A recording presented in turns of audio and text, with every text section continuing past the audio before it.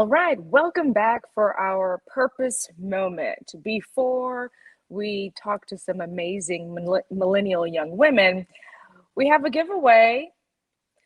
We have a winner to announce. Andrea J. Harrison, you are the winner of a $50 gift card. I just want everyone to know Andrea is a WeOp member. She's a volunteer. She's the owner of Couture Paper Flowers. And all of our prizes today have been donated by Delta Sigma Theta Sorority Incorporated. So congratulations to you, Andrea. Please share your information in the chat, email address and mailing address so that we could get your $50 gift card over to you. Please engage on social media. Please share with the world these great nuggets that you're learning from today's forum. All right, now it's time to shine a light on women who are making a difference. I am excited to shine a light on two awesome women. They are millennials making a difference. I have with me today for our next session, Purpose Making a Difference. I have Miss Joy Black, who is a violinist and activist, and Consuela Metcalf. She's the founder of Love Me Enough to Leave Incorporated. Ladies, thank you so much for joining us. Hello. Hi. Thank you for having us. So we're talking about women who are doing amazing things, young women who are doing amazing things in their various spaces and industries. Joy, let's start with you. You're a violinist and an activist. So you're creative and you're also out there voicing your opinion and raising a concern. So tell us about your work as a violinist. What inspired you to pick up that violin and study music? Well, it's crazy because I always say that I was inspired off of a dream. When I was in 8th grade, I had this dream where I saw myself on stage in front of thousands of people. The dream felt so real, and it was before I even touched the violin or was even interested in, stream music in general. It was a dream that just gave me so much hope during that time because I was being bullied, verbally and physically. And, I was a loner. I was always that girl that was by herself in the cafeteria and stuff. So when I was actually in 9th grade, that's when I signed up for orchestra classes in high school. And it was actually free. I had a free violin that was given to me and everything. And I loved it. And throughout that time in high school, I used the violin as like my source of putting, the negative energy. I didn't use any, drugs or any, self-harm or anything. I put all the energy that I was feeling towards my violin. And with all of that, putting all the energy towards my violin, I got better. And then I actually started to make money street performing. I started out street performing, playing the violin. And I was doing that to, buy clothes and look good in school and everything like that. And people will come up to me and be like, hey, you should be playing in these big theaters and all this kind of stuff. And, at that time, I wasn't thinking about that. I was just trying to, make money for school and just be cute, just being a girl and stuff. So, so after I graduated high school, I didn't want to go to college because, I was tired of the bullying and things like that. So I just jumped straight into the music, posting on social media, videos and stuff like that. And I actually got 3 placements on America's Got Talent in their commercials. And then my career just blew up from there. I worked with different hip hop artists. One of the biggest artists I worked with was Lotto. And that music video got up to 5 million views. And I've actually worked with Ford Motor Company. I worked with Essence Magazine, a lot of magazine companies. And next week, in 2 weeks, I'm actually playing for the Prince and Princess of Ethiopia. So I'm actually, working really hard, for that one, practicing, making sure I'm sounding good and everything. Wow. Okay. So your career is definitely on the move. You're playing internationally, you're playing with major companies and just sharing your talents with the world. That's such an inspiration and so inspiring to women of all ages, Joy. So we're so excited for you. And I know that later on today, we're going to actually hear some of your beautiful violin music. So we look forward to that. Consuela, so tell us about Love Me Enough to Leave. So I started my nonprofit organization after leaving a really abusive relationship. And I actually lost my father to domestic violence. And it became one of those topics that was just really near and dear to me. So as a result, we started working in the communities, basically raising awareness on childhood mental health, because childhood suicide became the number one leading cause of childhood death. And we also work throughout the high schools to teach teenagers dating violence, how to report it, how to report it if you're in a household, if it's like a friend, something like that. So we teach the preventative measures of domestic violence throughout the high schools in our teen summits. And that's the gist of everything. I feel like me being in the mental health sector of having a nonprofit now is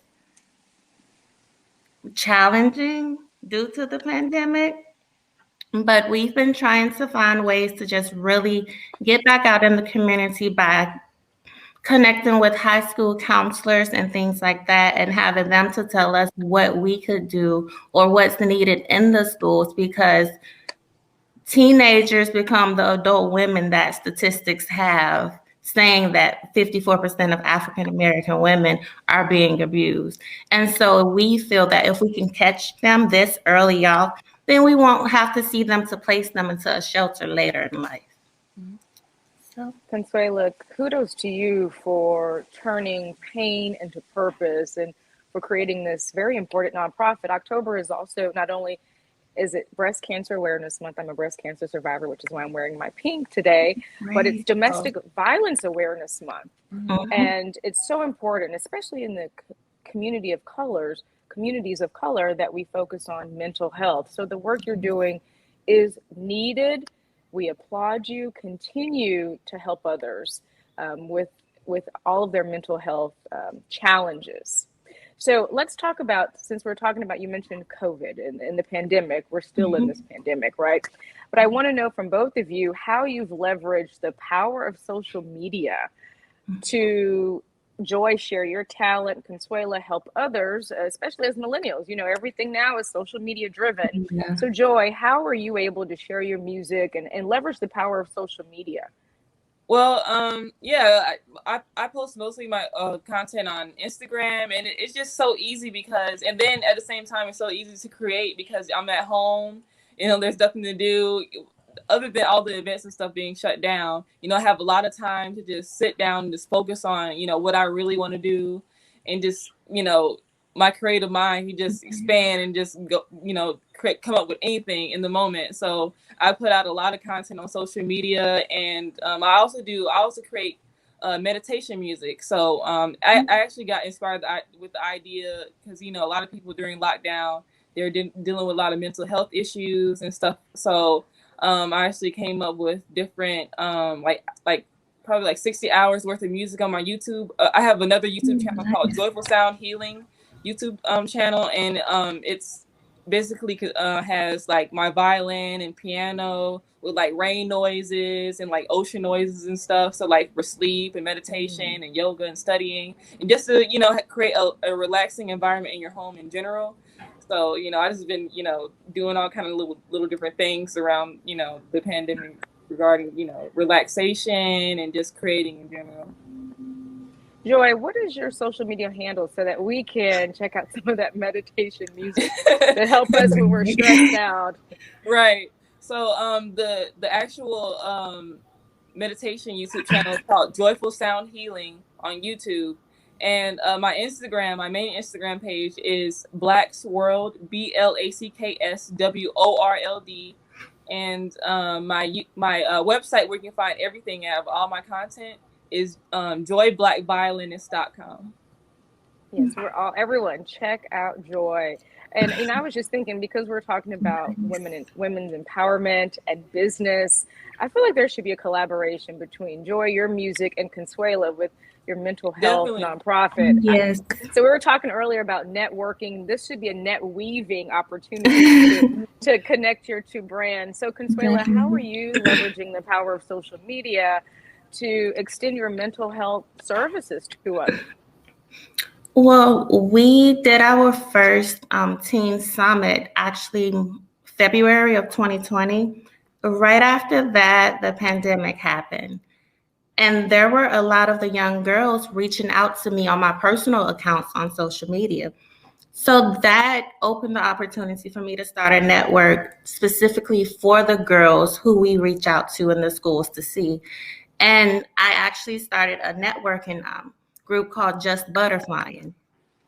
And with that, there's a platform called Community where you're able to basically get a phone number and you can send massive text messages and they can send messages back. So we use the Instagram platform to pretty much let everyone know about it and just to create that safe space or that environment for them. We put the number up, we constantly share the post with the number, and we had within the first 3 months, we literally reached 500 teenage girls. And so having to find people that can help me keep up with that was one of the challenges, but we were able to do that. So now we're just going through that text-based. And it really came in handy when social media shut down a few weeks ago, because even though social media was shut down, we were still able to communicate and send text messages out and check on everyone and things like that. So that's definitely how I've been utilizing social media during this time. So that's a great idea because, especially during when social media shut down for like what? Mm-hmm. It was Instagram, WhatsApp. It was like almost the whole day. Yeah. Right, yeah. I was like, what am I gonna do? But you had your own thing set up, so you were good and prepared and everything. So do you ever host like music in the parks or something like that? I do want to get into more stuff like that, actually. I think that would be really neat. So I normally would host like back to school events. And one of the things that you said that really touched me was with the whole bullying. You grew up being bullied and things like that. And my back to school events that we host are centered around bullying. So have you like ever thought about speaking about your experiences? Yeah, I actually do a lot of different. Before the pre-pandemic, I did a lot of like going to schools and like playing for young girl groups and stuff like that, because you don't see Black violence. I'm the first Black violence that I've seen, but I have seen others, over the years. But just to have that kind of inspiration, like, okay, yeah. I can have braids and have an afro and stuff like that. And play a string instrument, you rarely see that nowadays. So, I'm always open and going and volunteering and playing for schools and different charity events and stuff like that, because it's rare to, find people to look like me that do what I do. Yes, and I think that makes the difference. Well, ladies, you guys serve as such an inspiration. Our MC, there's a tornado where she is, so she's going in and out. She's having some intimate situations. But I want to say that we've enjoyed Joy connecting with you and you providing us with music toward the end of our program. Also, Consuela, Meredith has enjoyed work with you. You've been a long time with the WEOP, and we are seeing your growth and your maturity, and we just applaud our millennials on what you're doing. Keep doing what you're doing, and we are here to support you. So if we can serve as mentors or anybody in our network can reach out and help you, please let us know. We are here to help you and support you. So I look forward to your musical selection, Joy, at the end of the program. So thank you. Yes. And Consuela, I don't think you mentioned that you are in fact an author as well, right? I am. Yes, ma'am. Can you just let everybody know where they can locate your book and the name of your book? So the name of my book is Becoming a Butterfly in the Wilderness, and it's actually on Amazon. I can send the link and post it in the chat. Post it in the chat so you can. I can do that, and then we'll probably do a highlight about you as well. And I do want to also say all of the proceeds definitely go to the nonprofit organization. Great. And how many women are you working with so far now? As far as placing them in shelters, Uh-huh. There's been quite a few. I've actually driven out of state to bring women in state before. Wow. Okay. So it's been quite a few since we've started everything. Okay. Okay, so you guys keep in contact with us, and we're going to definitely, yeah. We're going to be watching you. All the ladies on our network are going to be watching and supporting whatever you do. So again, thank you for being part of this segment. Please stick around. We do encourage you to be part of our networking, because at the end of the program, we have a networking session from 1 to 1:30. And again, this is all about connecting with other awesome women. So we hope that you'll be a part of that as well. So thank you. And we are going to transition into having another break. We're going to be breaking from, what time is it now? 12 noon. So we have a break from 12 noon to 12:15.